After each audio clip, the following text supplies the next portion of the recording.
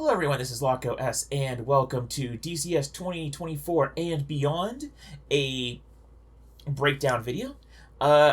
Unfortunately, they released the video while I was at work, so this is not going to be a first reaction. It's going to be a breakdown video, where I'm going to go through and I'm going to actually break down some of the things that I've noticed that are different from this version of DCS as the previous versions, and point out some of the things that we are possibly going to get this year, maybe some things we're going to get next year, things of that nature. So I am going to try and keep my swaps to a minimum. If I see an aircraft reappear, I'm not going to necessarily stop every time I see the aircraft appear and do a shot-by-shot breakdown, but I want to do at least cover what I think are the highlights, and I might let an aircraft pass on the first pass, but then pick it up on a second pass when I think it has a bit more interesting things to talk about. So, also, after Nick Gray's usual welcome spiel, I'm going to go ahead and go down here and mute so that we don't get copyright strike, plus we'll be able to talk over the audios a bit. So with that being said, it is time to unpause and begin our viewing.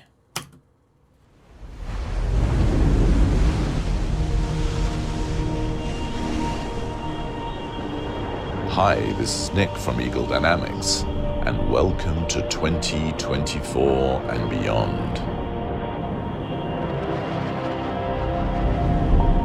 This coming year will see... So first thing I want to point out, before Nick gets too far into his narration, is this A1 Abrams tank is a different model than we have in game currently. This is sort of an upgraded variant of the A1. Not really an upgraded variant, but it's a slightly different variant than the A1 Abrams that we have in game. Definitely a way better model. I believe our Abrams doesn't have this protected turret up here with the armored glass in front of the, I believe this is a 50 cal gun on the commander's cupola. And then there's another 50 cal machine gun that's in a remote turret up here. I think our Abrams doesn't, our Abrams doesn't have this, I do believe it is at least a way lower quality of the, Abrams. I think our Abrams does have a remote turret in DCS, but it's definitely not to this quality. And I definitely don't think the Abrams that we have in game currently has armored glass windows. It might just have a flat metal sheet. So this is definitely a higher quality A1 Abrams model, which we desperately needed. Also, the Shinook, I believe this is not the DCS AI Shinook. This is the flyable Shinook that ED wants to make for us as a flyable module. Important new products and functionality coming to DCS.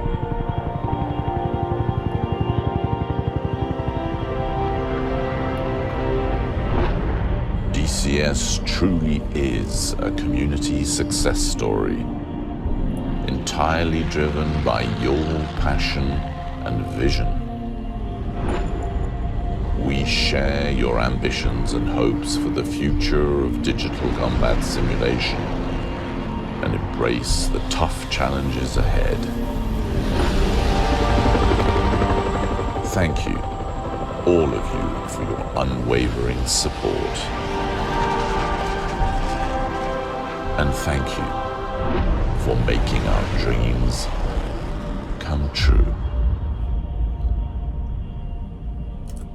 I'm going to stop that there, hit mute, because this is where the music is going to start playing. I will notice, in the previous shots with the, I want to say it's the Norwegian F-16s and the Finnish F-18C Hornet, I don't think that's South Atlantic map. I think that's the Kola map that they're working on right now. So that's interesting. It's a very subtle hint that the Kola map is work in progress with the Finnish F-18C Hornet and the Norwegian F-16C. Also, I do believe that they were showing a new map back there. I believe that is either what will be announced later as the Iraqi map or the Afghanistan map. I'm not 100% certain. It's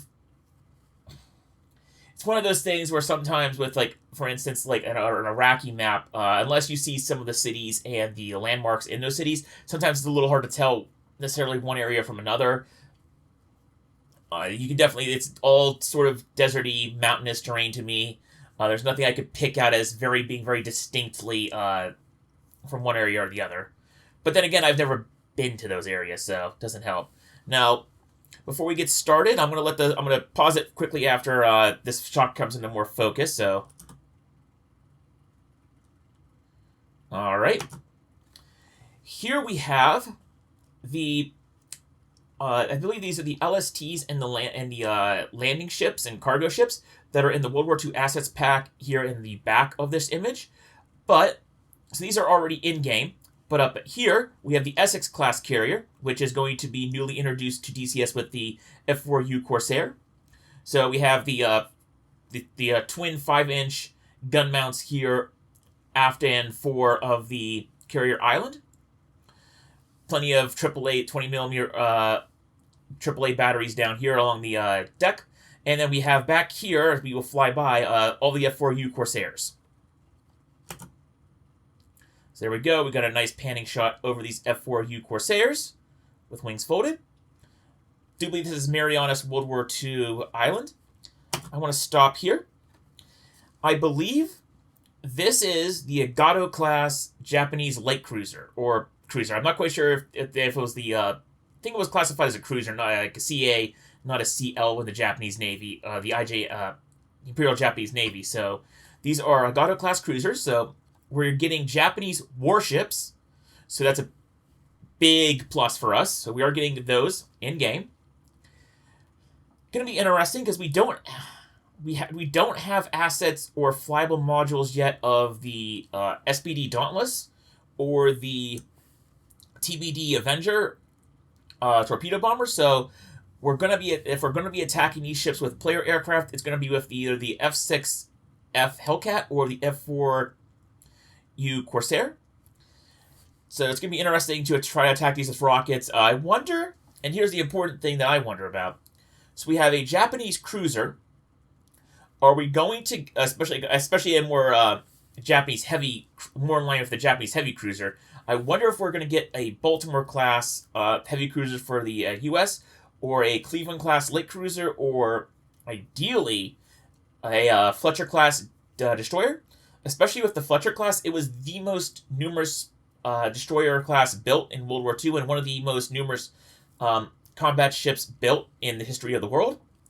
So it would be very nice to get the Fletcher class, not only for the Pacific theater, but also I believe for Normandy, because I do believe Fletcher class destroyers were a part of the close-in support fire for the D-Day landings. They were actually, the destroyers were coming up pretty close to the shoreline, providing fire support with their guns. So it'd be nice to see both, not only more Japanese World War II naval assets, but also more American World War II naval assets as well.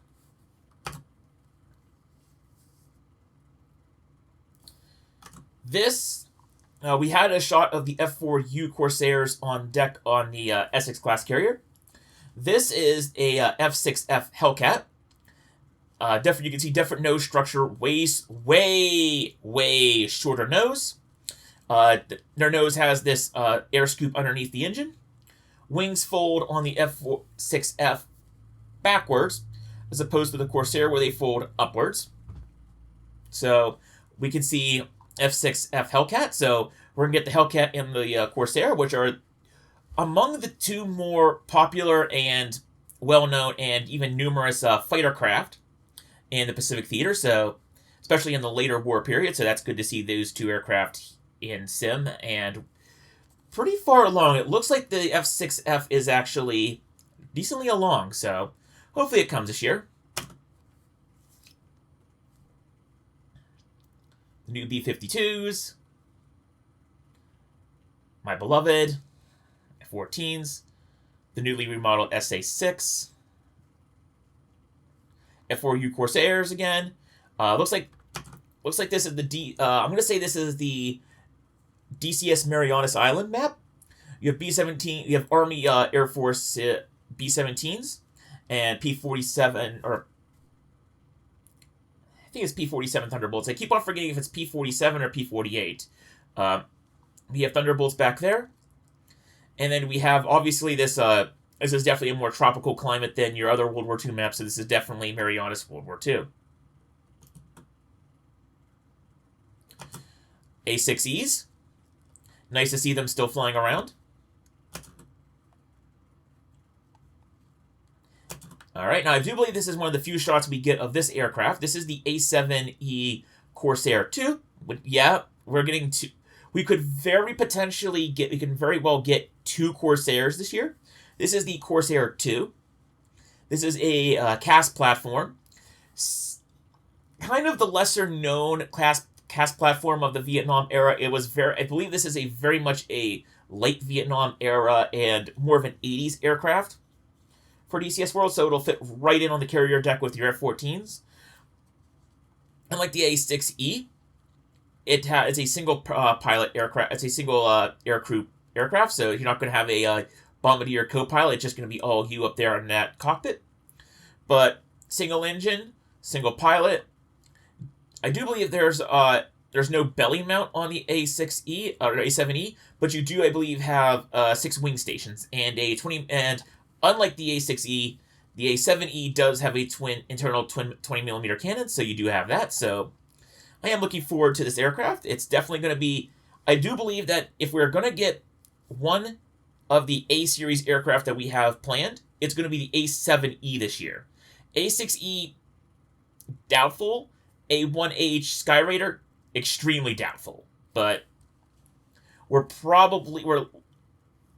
will say there's a decent chance that by the end of the year we'll have the A7E here.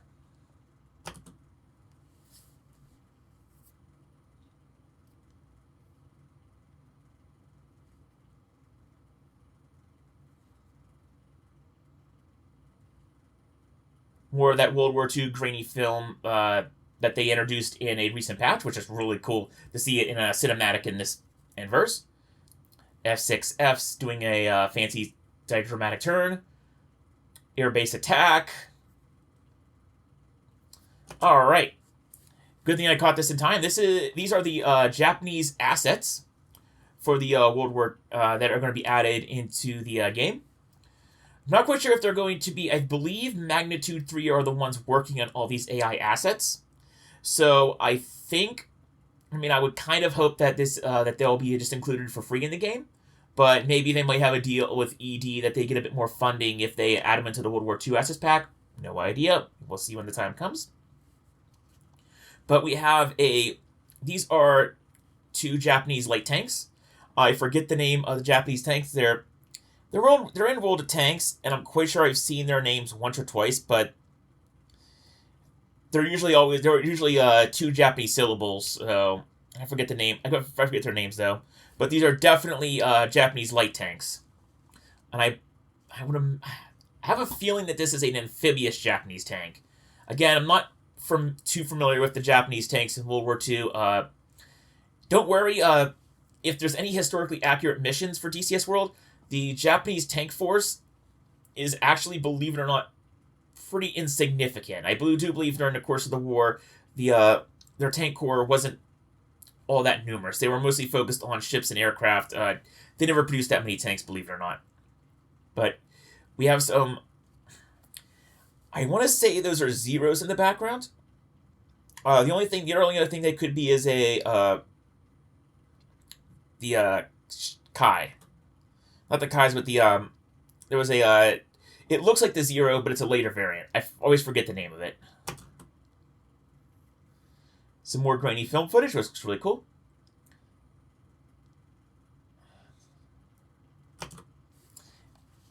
Again, this is the M1 Abrams. M1A1 Abrams. This time, instead of a desert coloration, this is more of a European camouflage schemes. But again, a much improved visual quality in the model. And again, it's always good to see ground units like this both get a desert scheme and a forest scheme for European operations.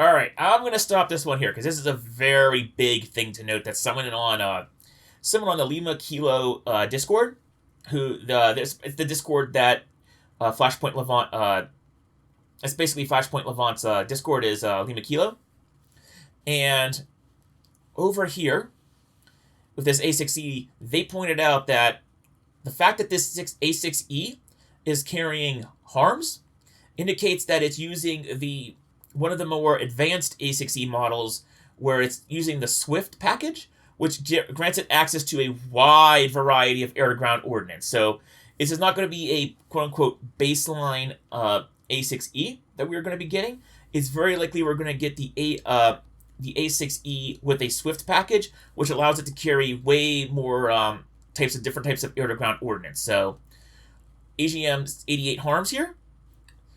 And I believe those are either a Mark 83 or Mark 84s, probably likely Mark 83s, because 84s are massive, and for it to carry 3 84s would be insane, but to carry 3 83s wouldn't be all that crazy.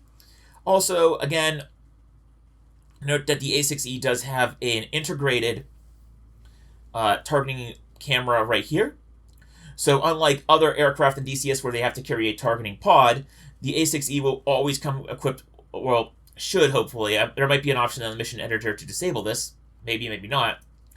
But your A6Es will have an integrated targeting pod / camera down here on the nose, so that way you don't have to carry one or lose a pylon slot for the camera down there. So hopefully the A6E comes maybe in 2 years. It's weird that we've been seeing the A6E for quite a while and in quite a lot of DCS videos for a good long while now. Interestingly, the aircraft that we're supposed to get before the A6E, the Eurofighter Typhoon, has not been seen a whole lot since its announcement. So, interesting little dichotomy there between the A6E here, which is maybe getting an AI module, maybe going straight to flyable. It's showing up here with weapons that are very much in the Swift category that they were aiming to get us upon release. So, who knows? Heapler may drop a bombshell on us in the next couple of weeks on this.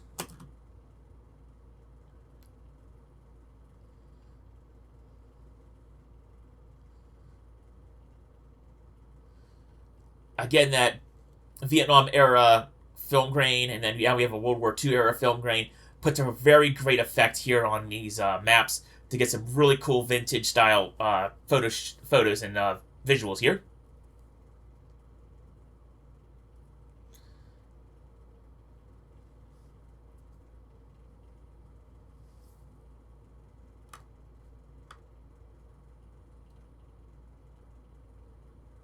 More World War II bomber formations.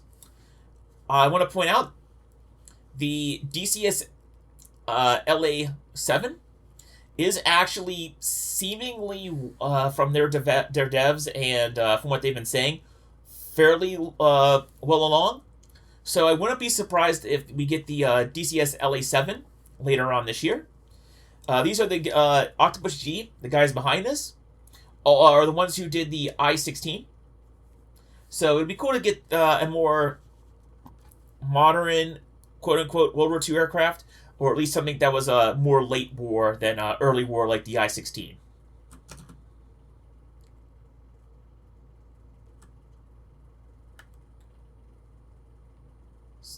Some kamikaze footage, and yep, that's another 0. Again, more Vietnam-era footage. I want to pause there for a second. I want to go back. I thought I saw something out of the corner of my eye. So I feel like this is a very infamous shot from a that sort of mimics this shot that I've seen in a lot of Vietnam era combat footage. Regardless, the shot I want to see is up here. All right, I think I saw these trees when they were hit by the bombs actually fall down and like get blown around. Let's see. Yeah. Yeah, this is the Mirage F1. But the trees in that previous image were getting actually blown around by the bomb explosion, so that's pretty cool to see. Mirage F1, more grainy film footage. Kiowa! Alright.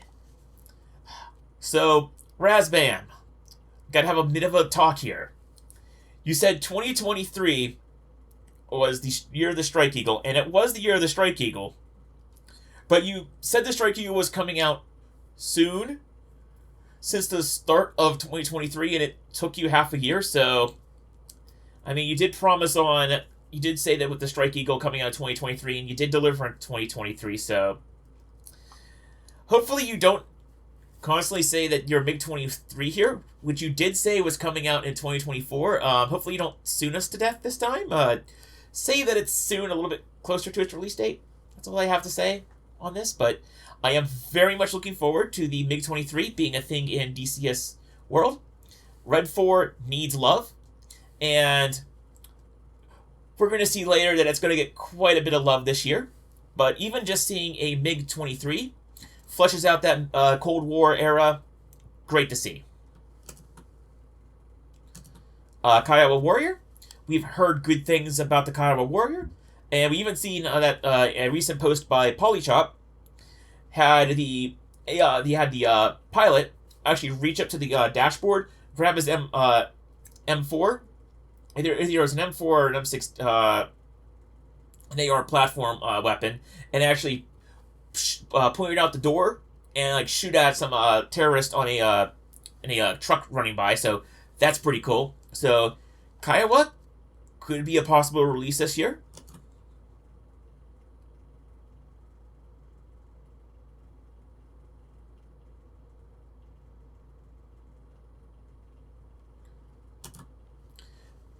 This is a very interesting shot. This is the Shinook on the inside.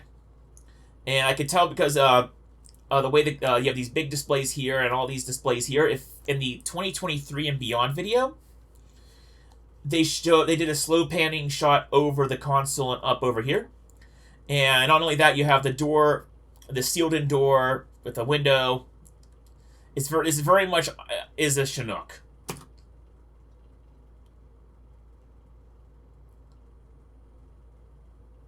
F4E, my beloved. Oh. This is the F4E shot that I wanted to stop on. So we know the F4E is coming very soon. I'm going to say that I believe it should definitely be out before April.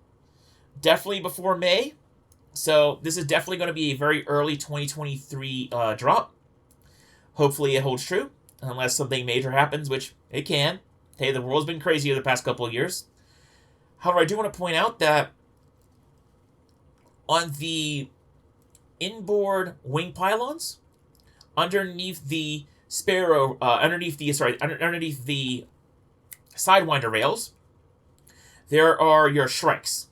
So this is very much going off of an earlier post that was made towards the end of last year with Heapler and even in ED's newsletter, saying that they're going to model the Shrikes way more accurately as a weapons platform than in other versions. So that'll be cool to see, because their idea with the Shrike is that you do mount the Shrike as a weapon, but then you have to tell the Shrike, and you have to program the Shrike with a different seeker head, so that you tune the seeker head to different bands to get to attack different radars.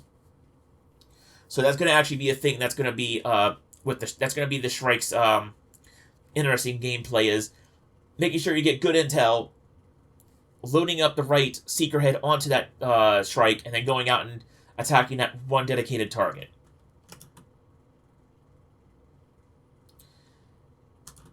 Nice panning shot of a C-130 Hercules. I do hope we get the Hercules either maybe this year, maybe next year.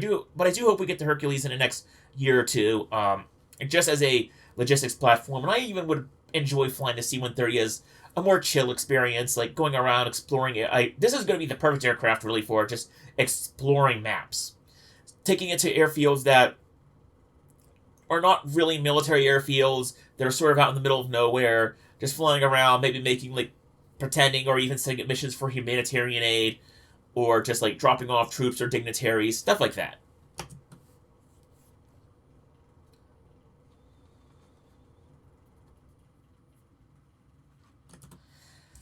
Now, this vehicle here that's kind of blurry, This is a MRAP, which is a basically an.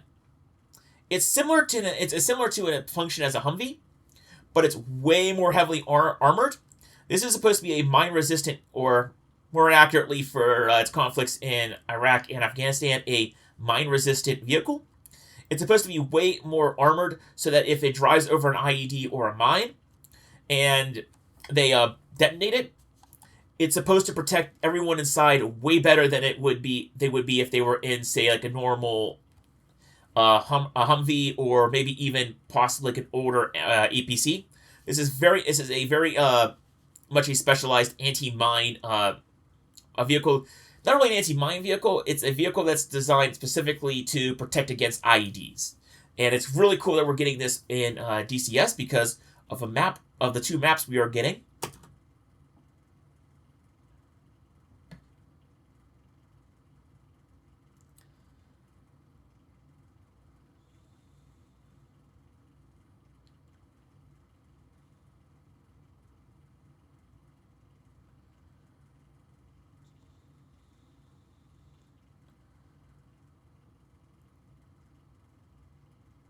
That beautiful F4E shot. Watch it out and see.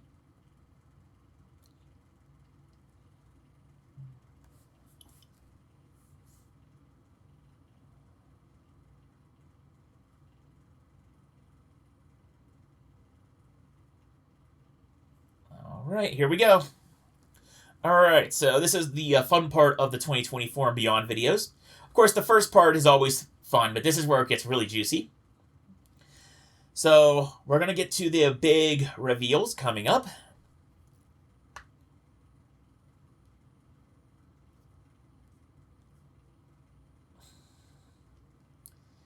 And here's the first big reveal. And I take this with a grain of salt, but I have heard rumors that this Iraq map is supposed to drop within the first 3 months of 2024. That is granted, that is a rumor. I think one of the bigger named YouTube channels or people I follow in the DCS community did drop that as a leak. That ED is intending to drop the Iraq map within the first 3 months of 2023. So take that with a huge grain of salt, but apparently this is one of those maps they had under secret development for a long while. So hopefully it comes at least in 2024, but who knows? It might come in the next 3 months.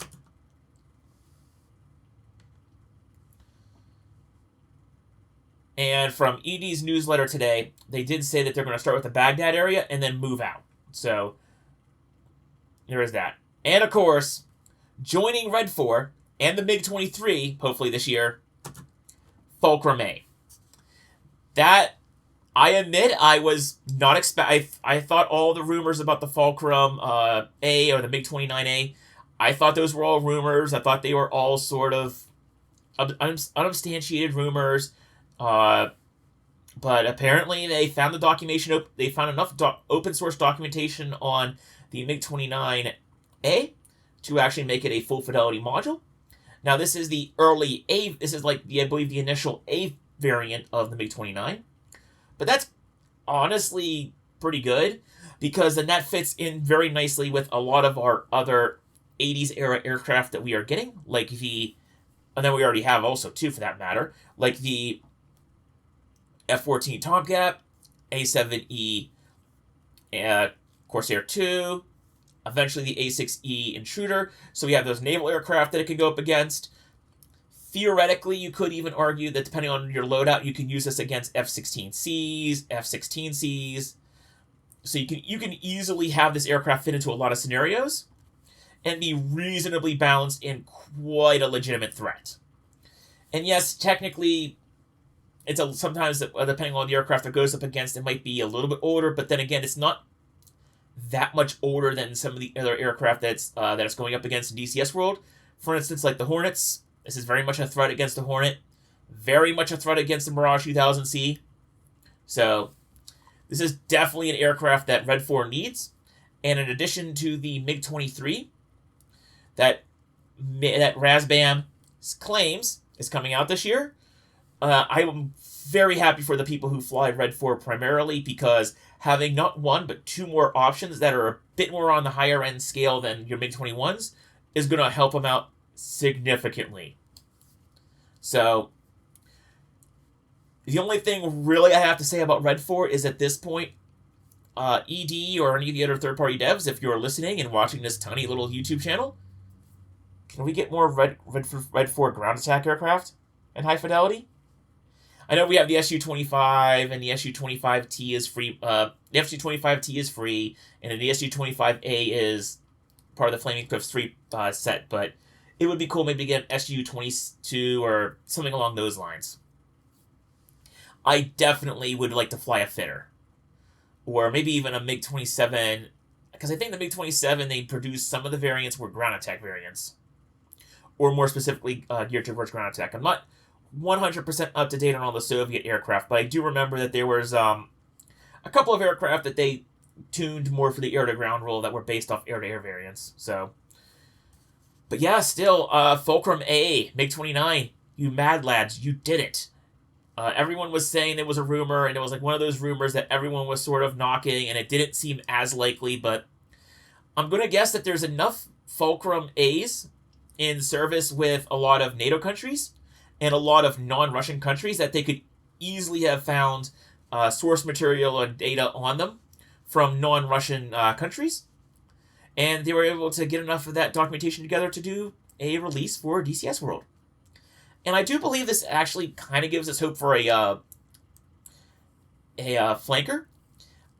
I'm going to put it out there. I wouldn't be surprised if once the Ukraine war dies down, and hopefully it does die down. It's been getting on. This is getting kind of ridiculous sometimes with how long that war's been going on. But I wouldn't be surprised if we get access to if ED somehow manages once things calm down there to build a Su-27 based off of a Ukrainian variant, because they were still flying them at the start of the recent war between Russia and Ukraine. So that's it for the DCS video. There's our Fulcrum A. Kind of makes sense in a way that they did the Fulcrum A, because I remember a while back they did a flight model update for the Fulcrum A for the Flaming Cliffs 3 variant. So yeah, that's it for my DCS 2024 and beyond breakdown video. 33 minutes, roughly. Wow. But there's a lot to break down. There's a lot of stuff to break down. A lot of stuff that you might not notice on first glance, or if you're relatively new to DCS, but I'm pumped. We're starting, I believe now with DCS, once the Phantom gets released, and especially once the Cola map and the F4E gets released, that'll be enough maps and enough big name aircraft that DCS, for me at least, will feel pretty complete. And then everything else after that is just like, it's just the gravy on top. It's just like just extra little bits of juicy stuff. And once the A6E comes in, that will pretty much knock out all the aircraft that I really want in DCS, that I absolutely feel like I need. I will say, DCS 2024 and beyond, before I wrap this up, one last thing I want to point out, aircraft that I didn't see in this video that come to mind. We didn't see Eurofighter Typhoon, which is weird because Heatblur have said that, at least in the past, Heatblur has said that they were aiming to put the Eurofighter first and then the A6E.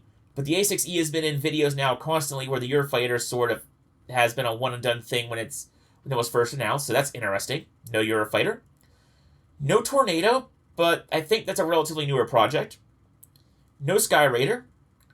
No F-100D Super Sabre, which is interesting because they seemed to have been, as of their last report a few months back, they seem to be decently well along. Not finished, mind you, but decently well along. So that was interesting. That was kind of interesting to not see that, but we'll see what happens with that. A1H Sky Raider, I know they have quite a bit of work on that to do. And I believe, like, if I didn't mention the Tornado already, I know that's kind of still in early... Oh, I did mention the Tornado earlier. Still in early days with that one. Oh, and the Fiat G91. That is the Italian Italian/NATO light ground attack aircraft. Early Cold War vintage. That, I believe, is India Foxtrot Echo. That's their project. I do believe they recently wrapped up their collaboration with Heapler on the F-14. So they're probably working on cleaning up some bugs for Microsoft Flight Simulator for that version of the F-14. So once they finish with that, then they're probably going to go and focus on the Fiat G91. So all that being said, it's time to head on out. So, and for maps, I should mention before I forget, there is a North End Australia map, and that one little trainer aircraft they were talking about, that wasn't, neither of those were announced or mentioned. That dev's relatively new. They might be still in the depths of figuring out DCS, and, silly me, the Kafir. I'm hoping I'm pronouncing that right, but the Kafir for the Israeli Air Force, that also wasn't shown off yet, but that might be due to recent developments in that part of the world, so I don't blame them. So, no more dilly-dallying. I'll let you guys go, and this has been Lock OS, signing out from this breakdown video of DCS 2024 and beyond.